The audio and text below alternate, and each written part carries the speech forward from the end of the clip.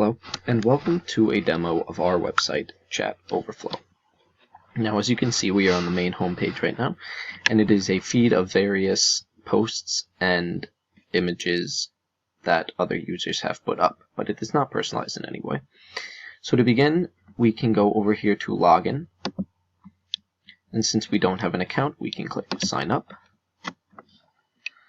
We will create an account for someone named James. Now, we have certain restrictions set in for password to make sure that everyone has a good password.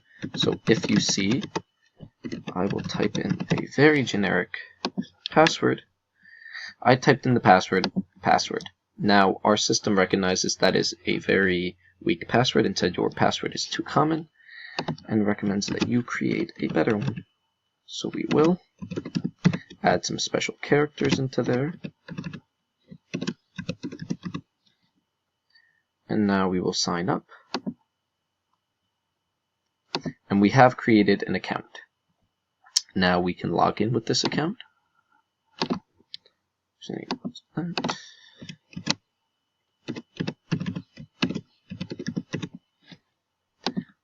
Submit. Now we are logged in. So up at the top here, we see that we can create a post for ourselves, and you can click on a username to download or delete a post. Now we can click on a specific user's post. This one is user 2. He just got back from a great trip with an image. All cool comments down below. So here we can like, which will add it and change it to a dislike. A user can only like it once. Now we see that it has 4 comments at the moment, and you know what, let's add another one. Let's tell him, I can't wait to go, because it looks fantastic. Date posted, and we submit.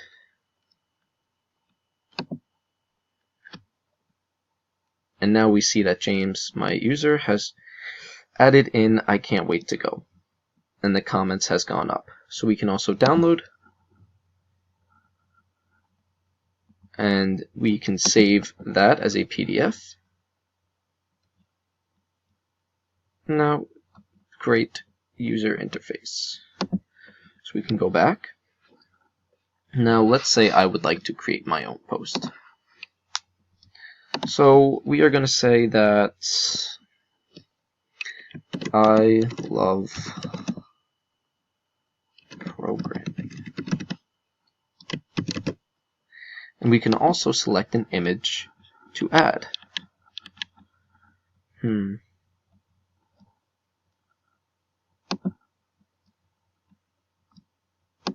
Let's add a cool car. Love Teslas. So now if we submit, we see that James has posted I love programming, and that he has a Tesla, because Teslas are very heavy on programming. Now as we can see, there's no comments, likes, or anything like that. Now we can also delete our post, delete I love programming by James. We can confirm that we deleted this post, and now our post is gone off our feed. So that is our main page, where users can see other users' things. Now we can go to the profile section over here. Now this is my account. James, current bio. There's nothing there. It's pretty basic at the moment. So we can come in here and we can edit the account. We can change our username if we want. You know what? I think that, you know what? I like that. That's a good one. Now we can also add, you know what? I think I'm a big fan of huskies as well. So we can upload a husky and change our bio to graduate of UB. Now as we update our profile, we see that profile has been updated with our new profile picture of a husky and a graduate of UB. Now if we head over to our friends, we see that these are a list of the users on our database. Now once we follow a user, we can see that they are now our current friend. Now I also have that other user's site up. We go into his friends, user 2, don't even like him anymore. We can unfollow right off the bat, and then we can go and find James, our new user, and now we are friends with James. And there he is, James, our graduate of UB with his little husky. Alright, so I'll show you our last functionality, which is basically our instant message system. So on our left, we have a private browser of user 1, and on our right, we have a regular browser with Michael123. So we're going to go to messages, and they're going to go interact with each other. So we're going to go to the column. I already just had a little pre-input of what someone was speaking. So I'm user 1, and I'm going to talk to Michael. So I'm going to say, "Hi, Mike." It's going to send right in real time, okay? So it works on our left screen, it works in real time there, but it doesn't go to the other side. So you just have to refresh the page for it to work out. It's for Mike to get the message. And Mike will say, "Howdy, user 1. Press enter, and you're good to go. So this is our functionality. Hi guys, my name is Nicholas Cumbo, and I'll be doing the software architecture portion of this presentation. So the architecture is basically a Django MVT architecture where it's a model, view, and template. And I'll get more on this in a little bit later. So the frameworks used is the Django framework I mentioned before, which is an open source Python web framework with some built-in toolkits, such as admin pages and authentication systems, which we do use, and I'll get into it a little bit later. Some libraries we use is PostgreSQL database. We use this as a database, of course, and Redis and reconnecting WebSockets JavaScript. And these are both used in the DM portion of our presentation and our site. And the Redis basically is a web server for instant messaging, and reconnecting WebSockets, the JavaScript, is used instead of regular WebSockets, the JavaScript.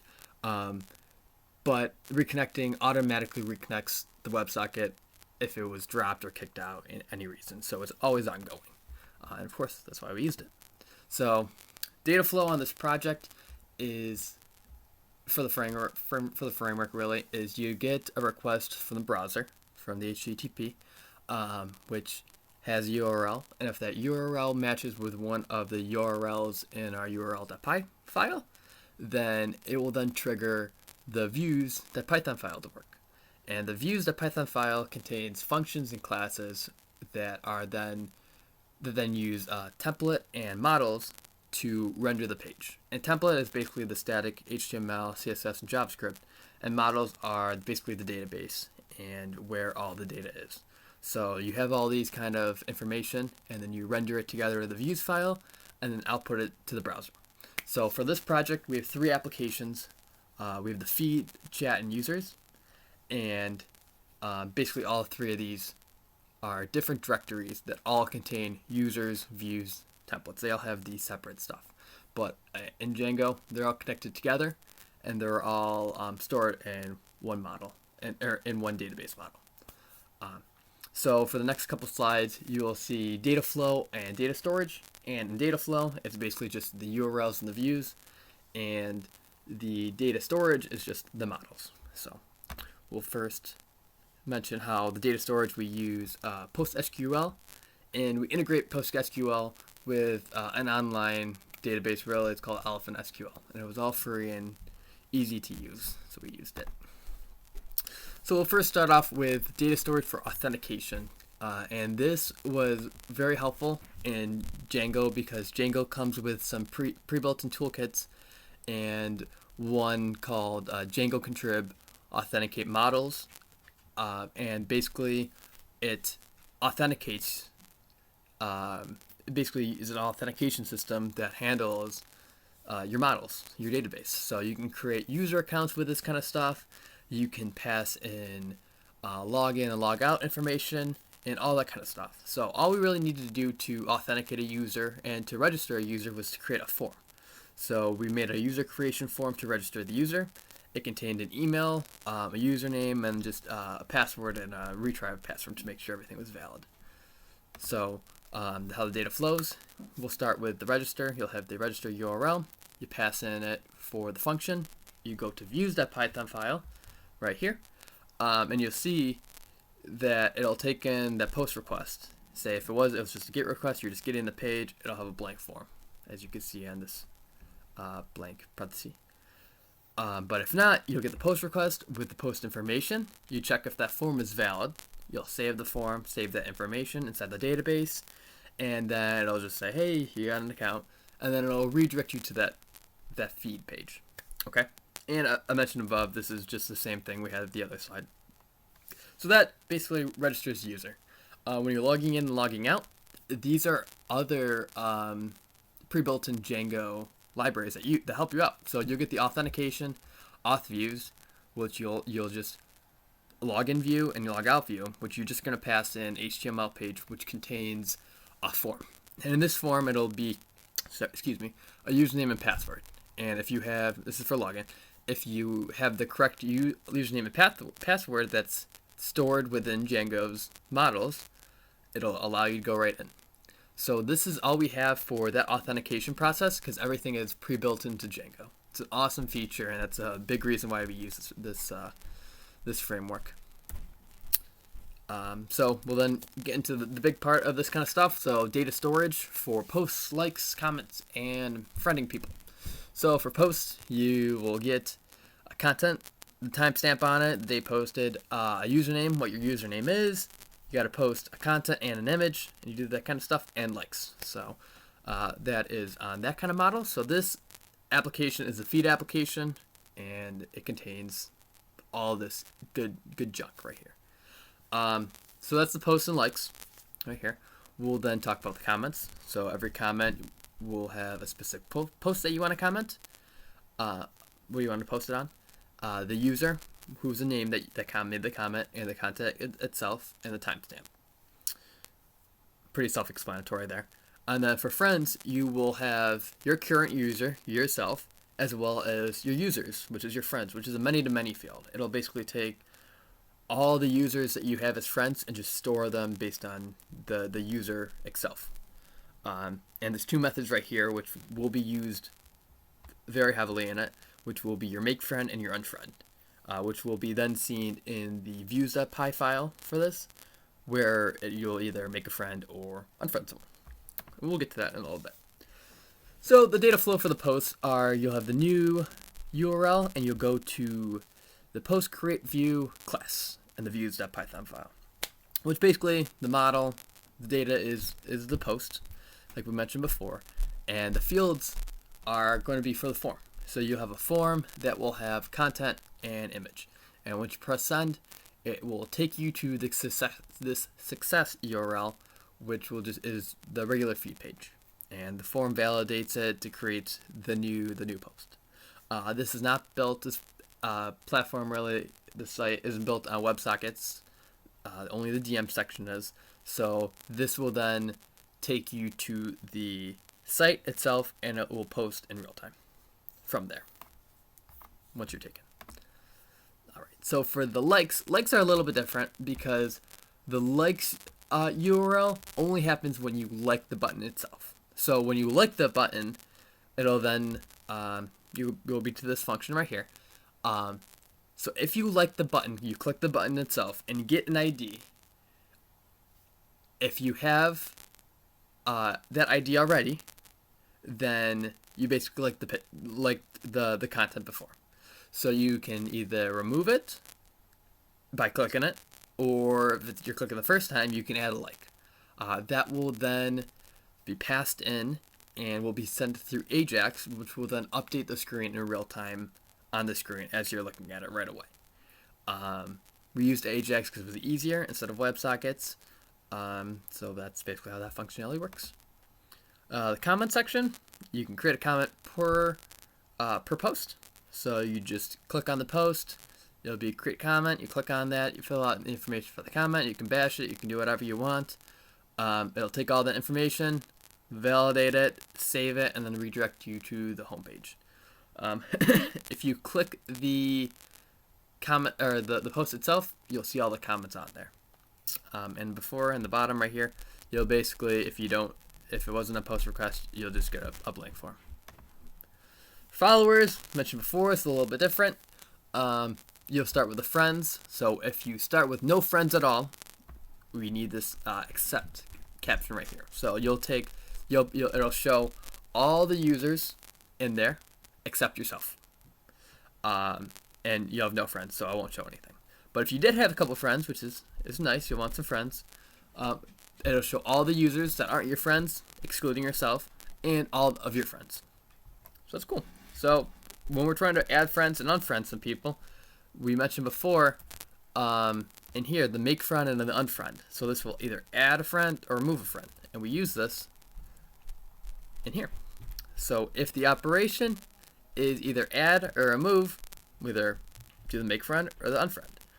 And then we'll then copy it as basically these kind of stuff, and we'll do the same kind of function to render the page so you can see in real time, hey, this person, I unfriended this person, I friended this person. And our last one is the DM portion of it. So in the database store for models in the chat section, in the chat directory, we have a room model, which is just the room name, and the messages. So it's all the messages per person. So I have the author of who sent the message, timestamp, what the message was, and if it was seen or not. And that's used for read receipts and everything. This is where it gets a little complicated, but it's all good stuff. So it'll start with just a regular chat. You'll see all of your friends on there. Once you click which friend you want, that'll be the name of the room name. So that's what your URLs basically all comes about. To the views file, it'll pass in basically the room name and the user of it itself. And that will be from the messages. And then I'll go to the messages. Messages.html will then store all the JavaScript. And as you can see, it has the reconnecting WebSockets stuff on there. From there, it will send either, it'll get the old messages from fetch messages, or it'll create new messages. And when it's doing that kind of stuff, it will call the consumers.python file. And with the consumers.python file, it basically does the same thing as the messages does, messages.html, the JavaScript portion of it, the same thing that it does, but it does it via a WebSocket, which this WebSocket is connected to the routing Python file, which is the same thing as this, really, but it just has a WebSocket in front of it. So this then, it gets the last 20 messages, fetches it, posts it, if it's seen or not, and all that kind of good stuff. So it's all rendered together in these kind of ways. And lastly, we'll do our exposed endpoints. So these are basically, can you see someone else's information? So we really have done. We did a really good job in this this project to make sure that there was really none exploits endpoints exposed. So we did this by making sure we used the @login_required tag. So say you wanted to go to a profile, you type in profile / at the end of the page. You're not allowed to go to this unless you're logged in. So you'll be redirected to the login site, and it will save where you were going in that query. So where it says next equals profile, once you're logged in, you'll then next be taken to that profile itself. So it'll remember where you're going to go next. So we base a lot of things off of making sure you're logged in, which is a very good feature. We also made sure that you're the only one that can view your stuff when you're editing. So there's a lot of features where it'll be if authenticated and validate your username to yourself to be able to edit your profile or things like that. So there's no endpoints exposed, even though I can't say the word. But trust me on that. If you want to take a peek yourself, you by all means you can do that. Okay, so that's basically everything in this part of the presentation. Thank you guys for listening, and I'll now let my other teammates do the rest. How do I stop this? I did record this. Hi, my name is William Lenore, and I'm going to be doing the project reflection for our CSE 312 web apps project. So, just an overview to start. Throughout the course of the project, we faced a lot of challenges in implementing the features we used for our social media platform.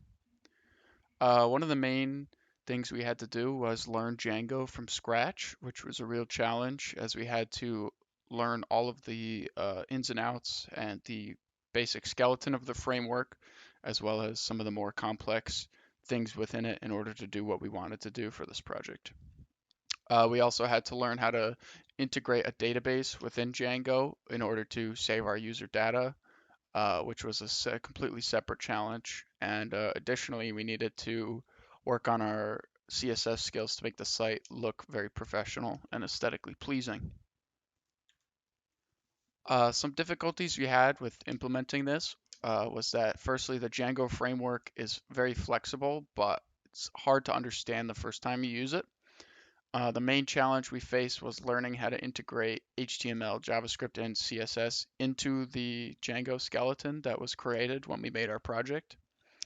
There were a lot of moving pieces to keep track of, a lot of different files that we were using at the same time, which made debugging a challenge for sure. Specifically, getting the number of likes and dislikes to display on our feed page was something we struggled with towards the end of Sprint 2. And luckily, we were able to iron that out by going step by step through the code and just figuring out what exactly was displaying the likes and how we could get it to update properly. I would say that Django was an excellent framework for us. It had all the features we needed to make our site functional. And after you get through the initial learning curve, it's really easy to work with. So I would say in the future, for a project like this, Django would definitely be our first choice. To reflect a little bit, if we were to go back and start over, I would say we would probably use Django from the beginning. When we started during Sprint 1, we really only used HTML and CSS in order to make our pages look nice. And I kind of wish we had just started with Django in the first place because it would have been easier to implement the things we had to go back and do later, like integrating the pages and adding the database to it. Also, our meeting times were mainly used to discuss features we wanted to add and goals for that specific week on the project, but we didn't really use our meeting time as a way to work on debugging together, which is something that if we were to go back, I think we would have done more of. But all things considered, this project was a really good way to learn a new coding environment and some web framework skills. It was very open-ended and it taught us a lot about how to program a website as obviously a social media platform specifically. And it definitely gave us a lot of good skills for our future careers.